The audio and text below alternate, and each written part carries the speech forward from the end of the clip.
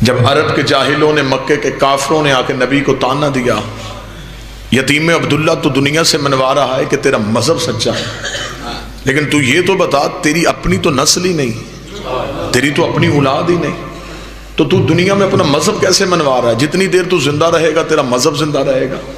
ہم اپنے خداؤں کی پوجا چھوڑ کے تیرے اللہ کو مانیں؟ تیری زندگی تک تیرا مذہب چلے گا، تیری زندگی کے بعد تیرا مذہب ختم ہو جائے گا، کیونکہ تیرا وارث ہی کوئی نہیں ہے، تیری تو اولاد ہی کوئی نہیں ہے۔ اہل علم بیٹھے ہیں، پڑھے لکھے احباب بیٹھے ہیں، طالب علم ہوں۔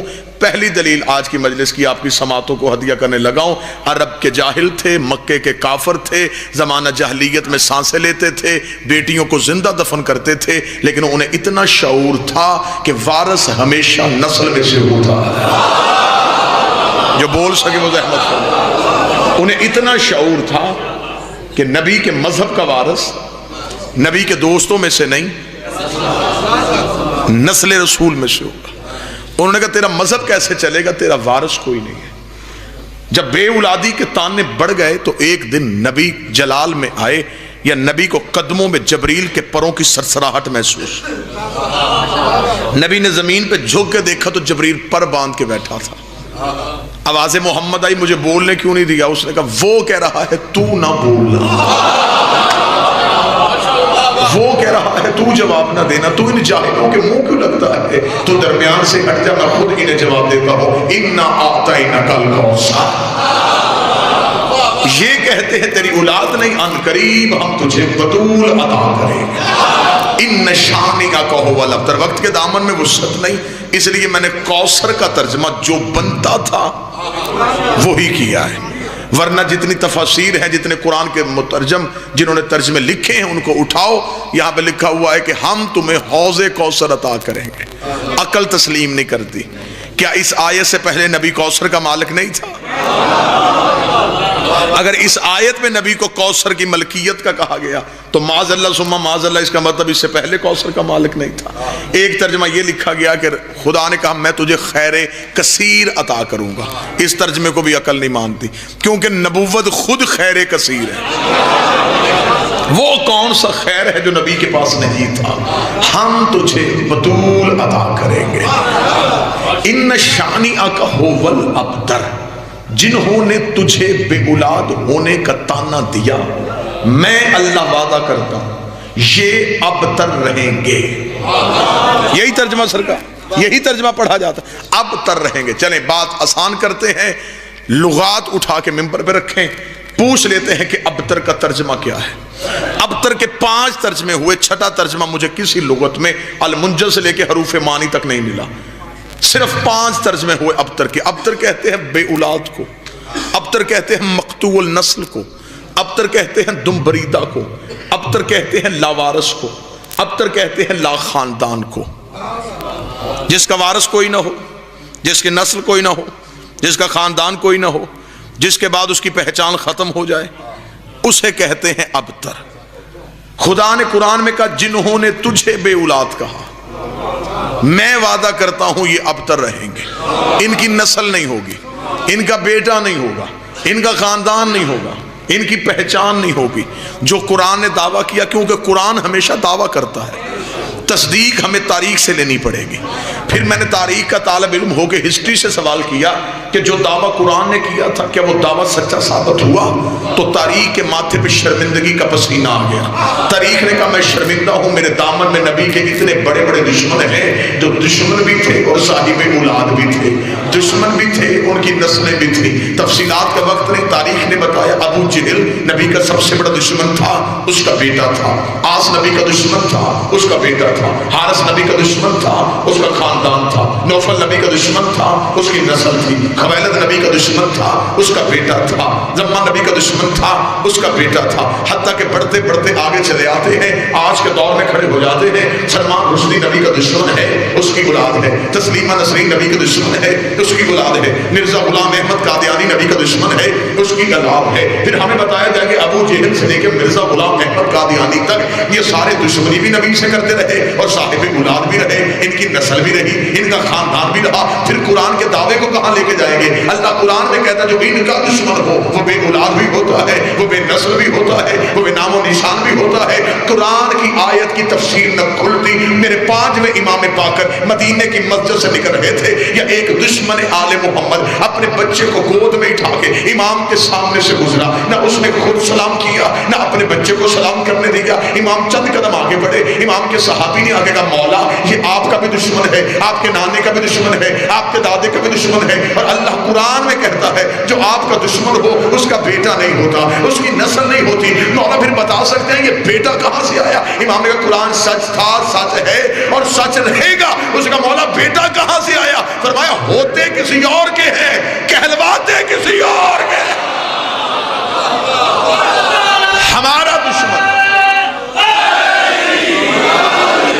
ہمارا دشمن سب کچھ ہو سکتا ہے، حلالی نہیں ہو سکتا۔ سورہ کوثر کی عملی تفسیر بن کے 15 رمضان کو سیدہ کے گھر حسن جیسا قرآن اترا، جسے قرآن نے بنس قرآن رسول کا بیٹا کہا۔ اس بادشاہ پہ تاریخ میں چند الزام لگائے گئے، اور میں اس دہلیز کی وکالت کرتے ہوئے ان الزامات کا جواب دینا چاہتا ہوں۔ پہلا الزام اس بادشاہ پہ یہ لگایا کہ شاید امام حسن کو جنگ کرنی نہیں آتی تھی، اور اس لیے امام حسن نے جنگ کی بجائے صلح کے رستے کو اختیار کیا۔ انتہائی اجلت بھی ہے، جلدی بھی ہے، لیکن آپ کے سامنے جامع نتیجہ دینا چاہتا ہوں۔ امام حسن علیہ السلام نے صلح کیوں کی؟ پہلے جواب کا میں یہیں پہ سوال کا جواب دوں، امام حسن نے صلح کی نہیں، امام حسن سے صلح کی گئی۔ اگر آپ بیدار ہوں تو میں سرکار دوں، بالکل ایسے ہی جیسے امام حسین نے جنگ کی نہیں،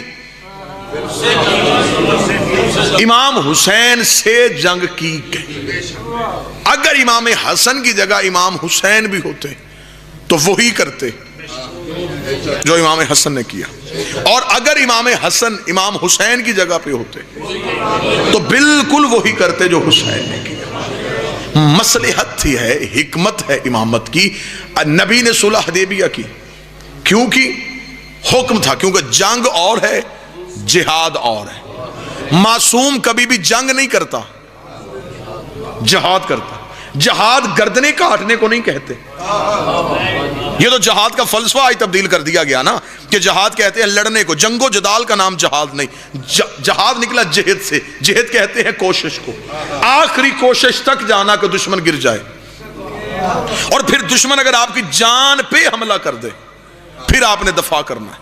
اسلام کی جتنی بھی جنگیں ہیں وہ دفاع میں ہوئی ہیں، کبھی بھی اسلام نے کسی کے گھر جا کے حملہ نہیں کیا۔ جنگ اور ہے، جہاد اور ہے۔ اس میں اور آسان، انتہائی پڑھے لکھے احباب تشریف فرمائے، اور آسان کر دیتا ہوں۔ چھری ڈاکو کے ہاتھ میں بھی ہوتی ہے اور ڈاکٹر کے ہاتھ میں بھی ہوتی ہے۔ ڈاکو چھری چلاتا ہے زندگی ختم کرنے کے لیے، ڈاکٹر اسے چلاتا ہے زندگی بچانے کے لیے۔ یہی فرق ہوتا ہے جنگ اور جہاد میں۔ جب غیر معصوم کرے گا تو وہ گردنیں کاٹے گا، جب معصوم کرے گا تو پھر مولا علی کی تلوار کا یہ زندہ معجزہ تھا کہ مولا علی کی تلوار جو تھی وہ اس گردن پہ نہیں چلتی تھی جس کی پشت میں کوئی مومن ہو۔ مالک استر نے آگے مولا سے سوال کیا تھا، مولا یہ آپ کی ذوالفقار گردنیں چھوڑ کے کیوں چلتی ہے؟ فرمایا گردنیں چھوڑ کے نہیں چلتی، شجرے دے کے چلتی، نسلیں دے کے چلتی، خاندان دے کے چلتی ہے۔ رہی بات یہ کہ شاید امام حسن علیہ السلام کو تلوار چلانی نہیں آتی تھی، ایک ہی جملہ کہوں تو میرا خیال اسی میں شجاعت ساری بند ہو جائے گی۔ جناب حسن کی شجاعت کی اس سے بڑی مثال میرے پاس کوئی نہیں کہ عباس حسن کے شاگرد تھے، جو بول سکے وہ زحمت فرمائے۔ سرکار ابوالفضل العباس کو نیزہ اٹھانا، تیر چلانا اور تلوار چلانی امام حسن نے سکھائی تھی، جس کی زندہ عملی ثبوت یہ ہے کہ جب جنگ صفین میں جناب عباس زندگی کی پہلی لڑائی لڑنے گئے تو امام حسن ٹیلے پہ کھڑے ہو کے عباس کو لڑنا سکھا رہے ہیں۔ اور کتاب کے جملے ہیں کہ جنگ جمل میں جب مولا امیر المومنین نے دیکھا اور محمد حنفیہ کو بھیجا محمد ان پہ حملہ کر، محمد حنفیہ علی کے بیٹے حملہ کرنے کے لیے گئے تو سامنے سے تیز تیروں کی بچھاڑ آئی، اتنی تیروں کی بارش ہوئی کہ محمد بن حنفیہ کے قدم ہٹے۔ محمد قدم ہٹا رہے تھے یا بجلی کسی تیزی سے حسن سامنے سے گزرے اور حسن نے جا کے حملہ کر دیا۔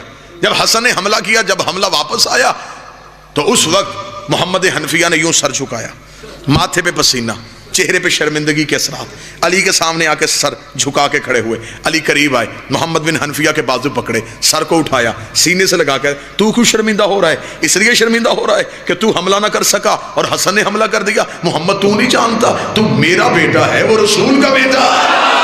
ہائے ہائے ہائے،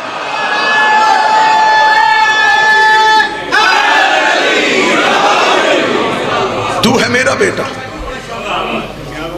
وہ ہے بنص قرآن رسول کا بیٹا۔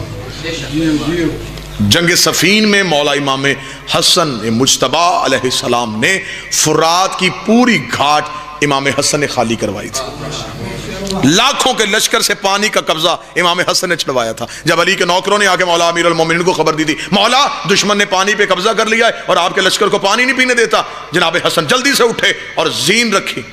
جب زین رکھی امام حسن کو، تو مولا امیر المومنین نے پوچھا حسن کہاں جا رہا ہے؟ فرمایا بابا ابھی تو آپ کے نوکروں نے آ کے بتایا کہ انہوں نے پانی پہ قبضہ کر لیا ہے، مولا انہیں نہیں پتا پانی میری ماں کا حق ہے اور ماں کے حق پہ حسن کسی کا قبضہ برداشت ہی نہیں کر سکتا۔ لڑنے کے طریقے امام حسن کو مکمل تھے، حکمت تھی میرے بادشاہ امام حسن علیہ السلام کے پاس، کیونکہ یزید نے امام حسن کا لشکر خرید لیا تھا۔ یزید امام حسن کے معاویہ امام حسن کا لشکر خرید چکا تھا، اور امام حسن علیہ السلام کو خبر تھی کہ اگر حاکم شام نے یہ لشکر خرید لیا تو پھر بالکل میرا قتل ویسے ہی چھپ جائے گا جیسے قتل رسول چھپ گیا۔ امام حسن علیہ السلام نے حکمت سے کام لیا، اور یہ جو تاریخ میں کہا جاتا ہے کہ یزید کے باب سے امام حسن نے صلح کی تھی، جنگ جتنی دیر مرضی چلے، جنگ کے اختتام پہ ایک ہی بات ہوتی ہے کہ جنگ ختم کرو، دونوں فریقین شرطیں منواؤ۔ بھئی جنگ جتنی دیر مرضی چلے، آخر میں شرائط منوائی جاتی ہیں۔ یہ امام حسن کی حکمت تھی، تلوار اٹھائے بغیر شرطیں منوا رہا ہے۔ امام حسن کے دہلیز پہ کاغذ اور قلم آیا، اور یہاں پہ میں ایک جملہ کہوں، ایک جہاد ہوتا ہے جہاد بالسیف تلوار سے، ایک ہوتا ہے جہاد باللسان زبان سے، ایک ہوتا ہے جہاد بالقلب قلم سے جنگ۔ امام حسن نے کی ہے قلم سے جنگ، یعنی کہ جو کام صفین میں علی کی تلوار کر رہی تھی، کاغذ کی تحریر پہ حسن کی قلم کر رہی تھی۔ اب میں وہ جنگ سنانا چاہتا ہوں جو امام حسن علیہ السلام نے کی۔ کاغذ قلم امام حسن کی دہلیز پہ آیا، حسن آپ شرطیں منوائیں، ہم ماننے کے لیے تیار ہیں۔ جب کاغذ قلم دہلیز پہ آئے، امام حسن نے اسی وقت نانے کی قبر کی طرف منہ کر کے کہا، نانا حسن تو جنگ جیت گیا، یہ وہی نہیں ہے جنہوں نے تجھے انکار کیا تھا، تو کہتا رہ اللہ کاغذ قلم، انہوں نے تجھے نہیں دیا۔ امام حسن کے سامنے تحریر آئی، امام حسن نے کہا پہلی شرط لکھی جائے، آج کے بعد حاکم شام قرآن اور سنت پہ عمل کرے گا۔ تاریخی حقائق آپ کے سامنے پڑھ رہا ہوں، آج کے بعد حاکم شام قرآن اور سنت پہ عمل کرے گا۔ یہ کہہ کے امام نے کہا تو شرط مان، یہ پڑھی ہے حکومت، تو شرط مان میں حکومت دیتا ہوں۔ ان کی نظر تھی حکومت پہ، ان کی نظر تھی تخت اور تاج پہ۔ امام نے حکومت کا لالچ سامنے رکھا، فرمایا شرط مان اس شرط کو۔ اس نے حکومت کے لالچ میں جلدی جلدی دستخط کر دیے، یہ نہیں دیکھا کہ حسن کتنی بڑی جنگ جیت گئے۔ حسن نے شرط منوا کے تاریخ کا حصہ بنا دیا کہ اس سے پہلے نہ یہ قرآن پہ عمل کرتا تھا نہ یہ سنت پہ عمل کرتا تھا۔ اگر اس کا عمل قرآن اور سنت کے مطابق تھا تو اس نے اس شرط پہ بحث کیوں نہیں کی کہ یہ کس چیز کی شرط ہے، میرا کوئی عمل ثابت کر جو قرآن اور سنت کے خلاف۔ اب حاکم شام کے پیچھے اس کا ایک تیز ترین مشیر کھڑا تھا، اس نے اس کے کان میں، عمر بن عاص، میں نام لے لیتا ہوں، اس نے آ کے حاکم شام کے کان میں کہا صرف اس کی شرط نہیں ماننی، ایک شرط ہم بھی لکھوائیں گے۔ اس کا کون سی شرط؟ اس کا تو اپنی طرف سے شرط ایڈ کروا کہ سیرت شیخین پہ بھی عمل ہوگا۔ اس نے فوراً کہا حسن دیکھیے شرائط برابر مانی جائیں گی، ایک شرط آپ نے منوائی ایک میں منواؤں گا۔ امام حسن کا کون سی شرط؟ اس نے کہا میری شرط یہ ہے کہ سیرت شیخین پہ بھی عمل ہوگا۔ زندگی قربان کروں، بصیرت دیکھنا امام کی۔ امام مسکرانا شروع ہو گئے۔ اس نے کہا کیوں مسکرا رہے ہیں؟ امام نے کہا اس کا مطلب ہے تم مان رہا ہے ان کی سیرت قرآن کے مطابق نہیں تھی۔ ہائے ہائے ہائے، اگر ان کی سیرت قرآن کے مطابق تھی تو پھر علیحدہ سے شرط لکھوانے کی کیا ضرورت؟ پھر اسی شرط کو تسلیم کر. اس کا تیسری شرط لکھے, امام نے کہا تیسری شرط یہ ہے, آج کے بعد کوئی ممبر پہ بیٹھ کے میرے باب علی کو نہیں بھونکے گا. بند کرو یہ سب و شتم ممبروں سے. قطن میرے بابے کے خلاف کوئی زبان نہیں کھلے گی. اٹھاؤ یہ تخت میرے باپ کی عزت کا صدقہ ہے. تخت دے دیا, تاج دے دیا. دو ہی چیزیں پڑی تھیں, اگر امام امامت چھوڑتے اور حکومت رکھتے, یا حکومت چھوڑتے اور امامت رکھتے. امام نے حکومت کو پاؤں کی ٹھوکر پہ رکھا, کیونکہ دنیا سج کے حکومت کے روپ میں امام کے سامنے آئی تھی. امام نے سجی ہوئی دنیا کو اپنے دروازے سے یہ کہہ کے اٹھا کے بھیج دیا, چل اٹھ کسی اور کا دروازہ دیکھ. تجھے نہیں پتا تجھے میرے بابے نے طلاق دی ہے, اور جسے باپ طلاق دے وہ بیٹوں پہ حرام ہوتی ہے. حکومت کو دروازے سے بھیج کے امام نے امامت کے منصب کو ہمیشہ کے لیے محفوظ رکھ لیا. اب یہ چلا گیا, اس نے جا کے حاکم شام نے مسجد میں بیٹھ کے بیعت کروانی شروع کر. جب یہ مسجد میں بیعت کروا رہا ہے تو اس نے گرد اپنے سونے کے سکوں کا ڈھیر لگا دیا.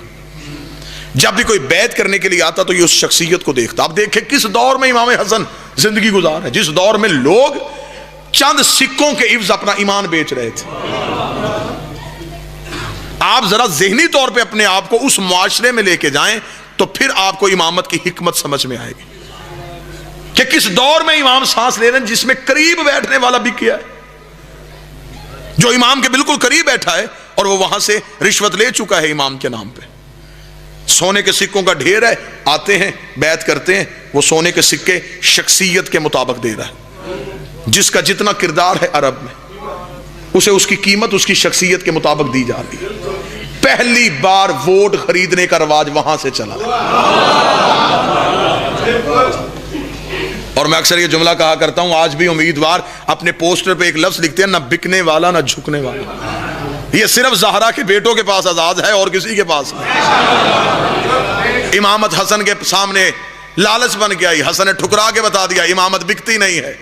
اور یہی حکومت دھمکی بن کے حسن کے بعد حسین کے سامنے آئی, حسین نے ٹھکرا کے بتا دیا امامت جھکتی نہیں. نہ بکا نہ جھکا, یا حسن ہے یا حسین. ووٹ خریدے جا رہے ہیں اور اپنی بیعت کروائی جا رہی ہے. اسی لیے تو کہتے ہیں کہ سیاست آل محمد کے گھر کا کام نہیں. سیاست کا رواج یہیں سے شروع ہوا جو امام حسن کے مقابلے پہ سیاست کر رہا تھا. اب گفتگو سمجھ آ رہی ہے سر؟ سکے دیے جا رہے ہیں, ووٹ خریدے جا رہے ہیں. شام کے وقت امام حسن علیہ السلام مسجد میں نماز پڑھنے کے لیے آئے. جب دیکھا, اس نے کہا اچھا تو حسن آپ اس لیے تاخیر سے آئے, شاید میرے خزانے خالی ہو جائیں. اس نے کہا حسن اگر آپ بیعت نہیں بھی کرتے پھر بھی ٹھیک ہے. اس نے اپنے نوکر سے کہا صبح سے لے کے شام تک جتنا خزانہ تقسیم کیا اس کا دگنا کر, حسن کے قدموں پہ ڈھیر کر. امام حسن کے قدموں پہ سونے کے سکوں کا ڈھیر آیا. امام نے کہا یہ کیوں دے رہا ہے؟ اس نے کہا آپ نے میری بیعت نہیں کی لیکن پھر بھی آپ رسول کے بیٹے ہیں, آپ خالی نہ مسجد سے جائیں. لے جائیں, میں ہندا کا بیٹا ہوں. اس نے یہ جملہ کہا, امام حسن مسکرائے. امام نے اللہ اکبر کہہ کے نماز شروع کی. سجدہ آخر مکمل ہوا. امام اٹھ کے جانے لگے. اب دشمن کے دربار میں لوگ دیکھ رہے ہیں کہ حسن جاتے ہوئے سکے لے کے جائیں گے, نہیں لے کے جائیں گے. لوگوں کا رش بڑھ گیا ہے کہ اب دیکھیں امامت کیا فیصلہ کرتی ہے. لوگوں کا رش بڑھا ہوا ہے. یا امام نماز ختم کر کے سجدہ آخر سے اٹھے, ایک شخص دوڑتا ہوا مسجد کے باہر لوگوں سے پوچھ رہا حسن مسجد میں ہے, امام علی مقام مسجد میں ہے. پتہ چلا امام مسجد میں. دوڑتا ہوا امام حسن کے قدموں پہ ہاتھ رکھ, مولا میں نے منت مانی تھی, میری مراد پوری ہو میں آپ کی جوتی سیوں گا. جو بول سکتا وہ زحمت فرمائے. میری منت تھی, میرے دل کی خواہش پوری ہو, میں اپنے ہاتھوں سے آپ کی نالین سیوں گا. بادشاہ مجھے آپ کی عزت کی قسم ہے, مجھے پتا تھا یہ طاہر قدموں میں جانی ہے. مولا میں نے بغیر وضو کے نہیں سی. مولا ایک ایک ٹانکے میں 2-2 رکعت نماز شکرانے کی ادا کرتا رہا. مالک میری بڑی محنت لگی ہے. مالک اگر آپ کہیں تو میں پیش کرنا چاہتا ہوں. امام حسن نے کہا تیرے ہدیے کو ہم قبول کرتے ہیں. اگلی سطر سنیے گا, یہ ہے عشق آل محمد. تو اسے کہا مولا ایک منت تھی ایک حسرت, منت پوری ہو گئی حسرت باقی ہے. امام نے کہا حسرت ہی تو تیری پوری ہوئی. اس نے کہا نا مولا وہ منت تھی, منت تھی یہ کام ہوگا تو یہ کام کروں گا, وہ کام ہو گیا اور میں نے نالین سی دی, اب ایک حسرت ہے. امام نے کہا حسرت کیا ہے؟ اس نے کہا منت پوری ہو گئی, حسرت تھی اپنے ہاتھوں سے پہناؤں گا. بادشاہ حسرت میری یہ تھی اپنے ہاتھوں سے پہناؤں گا۔ اب وہ جو سونے کے سکے لے کے جگر چبانے والی کی بیٹے کی بیعت کر رہے تھے، اب وہ پریشان کھڑے ہیں، اور وہ تخت پہ بیٹھا پریشان ہے کہ پیسہ دے کے بھی یہ عزت نہیں مل رہی، اور یہاں بغیر لالچ کے اس نے کہا مولا میری حسرت تھی، میں اپنے ہاتھوں سے پہناؤں گا۔ امام حسن مسکرا، اور امام حسن علیہ السلام نے اپنا دایاں پاؤں اس کی طرف بڑھایا، اس نے یوں دائیں پاؤں کے نیچے ہاتھ رکھے، پاؤں کو چوما، آنکھوں سے لگایا، آنکھوں سے لگانے کے بعد اس نے انما یرید اللہ کی آیت پڑھتے ہوئے یوں امام کی نالین امام کے پاؤں پہ رکھی، وہ پاؤں میں نالین پہنا رہا تھا، امام نے اپنا دائیں ہاتھ اس کے سر پہ رکھا، امام نے کہا تو نے دشمن کے دربار میں رسول کے بیٹے کی عزت کی ہے، اٹھا وہ سکے میں تجھے دیتا ہوں، اٹھا وہ سکے میں تجھے دیتا ہوں۔ فقیر شام نے تخت پہ بیٹھ کے کہا حسن سخاوت کرنے سے پہلے قیمت دیکھ، امام نے کہا چپ، میں فاطمہ کا بیٹا، تو ہندا کا بیٹا ہے، نزہرہ کا بیٹا۔ عزتیں یہ تھی۔ اس بادشاہ پہ اشرے پڑھے جا سکتے ہیں، اس کی سخاوت کے قصے، اس کے علم کے قصے، جس کی اتنی عزت تھی اس کا جنازہ لٹ کے واپس گھر آ گیا۔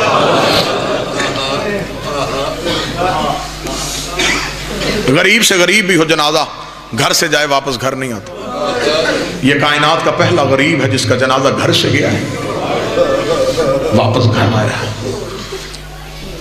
جب دوسری بار حسن کا جنازہ لے کے حسین گھر آئے، کریم کربلا کی آواز ہے زینب مجھے دوسرا کفن دے۔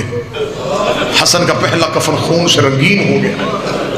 بی بی زینب کی آواز آئی، روتے ہوئے بی بی کی چیخوں میں آواز آئی، حسین جنت سے کفن کے 5 ٹکڑے آئے تھے جو رسول کو جبریل دے کے گئے تھے، ایک حصہ رسول لے گئے، ایک علی لے گئے، ایک ماں زہرا لے گئی، ایک میں نے حسن کو پہنا دیا۔ حسین اب ایک ہی کفن کا ٹکڑا ہے، وہ میں نے تیرے حصے کا بچا کے رکھا ہے۔ اتنا جملہ کہنا، اب جو ماد میں بیٹھے ہو، حسین نے پہن کے گلے میں باہیں ڈالی، فرمایا میرے حصے کا کفن بھی حسن کو پہنا دے۔ فرمایا حسین تو کون سا کفن پہنے گا؟ فرمایا مجھے کفن کی ضرورت ہی نہیں۔ زینب کفن وہ پہنتے ہیں جن کا کوئی پہنانے والا ہو۔ غریبی شروع ہو گئی، داستان غربت شروع ہو گئی زہرا کے بیٹوں کی۔ سادات و غیر سادات 70 تیر لگے ہیں غریب کے جنازے پر۔ جب زخمی ہو کے زہر مل چکی اور میرے، چلے 2 لفظ میں پڑھ دیتا ہوں، زہر مل چکی اور میرے بادشاہ امام حسن امام حسین نے سینے کی ٹیک دی ہوئی ہے بابا جی، اور بھائی کو بٹھایا ہوا، امام حسن کی آنکھیں بند بلا تشبیہ، میرے پاک بادشاہ کی آواز، حسین جی مولا میری عالیہ کہاں ہے؟ مولا آپ کا دایاں پاؤں پکڑ کے رو رہی ہے۔ میری کلثوم کہاں ہے؟ مولا بایاں پاؤں تھام کے رو رہی ہے۔ میرا زین العابدین کہاں ہے؟ وہ دیوار کے ساتھ لگ کے بیٹھا رو رہا ہے۔ میرا اکبر کہاں ہے؟ وہ خاک پہ رو رہا ہے۔ میرا قاسم کہاں ہے؟ فروا کے ہاتھوں میں رو رہا ہے۔ حسن کی آواز آئی، ہر کوئی آ گیا، کسی نے میرے غازی کو نہیں بلایا۔ جو نوکر بیٹھے عباس کے اتنا جملہ کہنا تھا، فضہ چیخ مار کے آگے بڑھی، روکر 7 دفعہ بلانے گئی، وہ دروازے پہ کھڑا ہے، کبھی اس دیوار سے سر مارتا ہے، کبھی اس دیوار سے سر مارتا ہے، رو رو کے کہتا غازی بھی زندہ رہے، حسن کو بھی مدینے میں زہر مل جائے۔ مولا حسن کی آواز ہے، اما فضہ عباس کو بلائے۔ جناب فضہ کی آواز ہے، یا ابوالفضل عباس، یا عباس جی اما بادشاہ حسن بلا رہے ہیں۔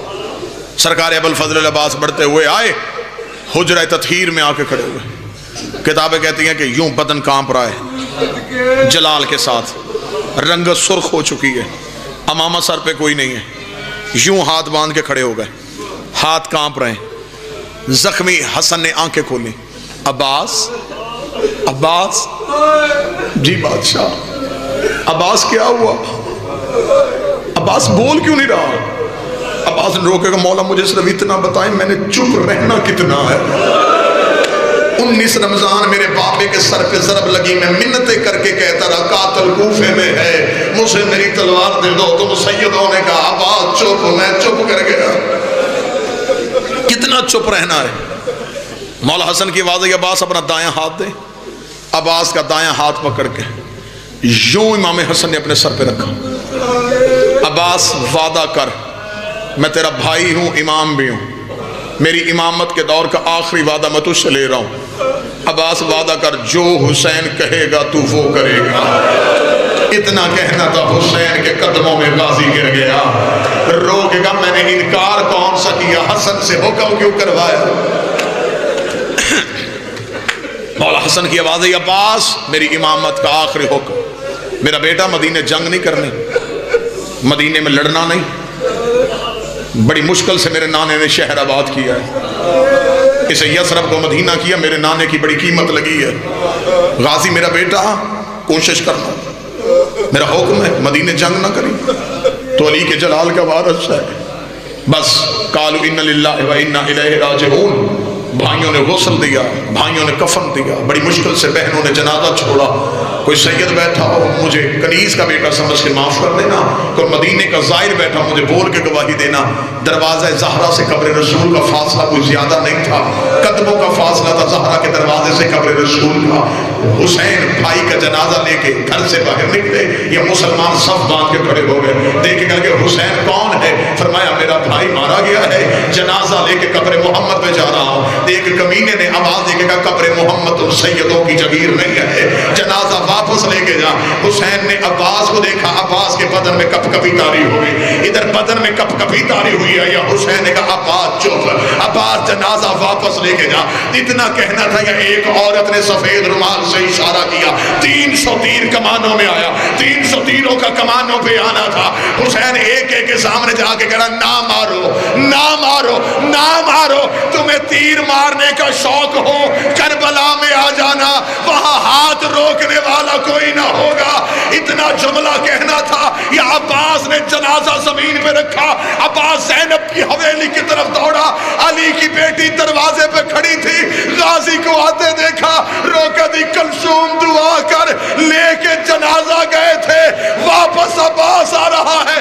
عباس نے بی بی کے سامنے آ کے قدموں پہ ہاتھ رکھے، روکا تجھے تیری ماں کا واسطہ، مجھے میری تلوار دے دے، میرے جنازے پہ تیر لگ گئے. اللہ لعنت اللہ علی القوم الظالمین و سیعلمون.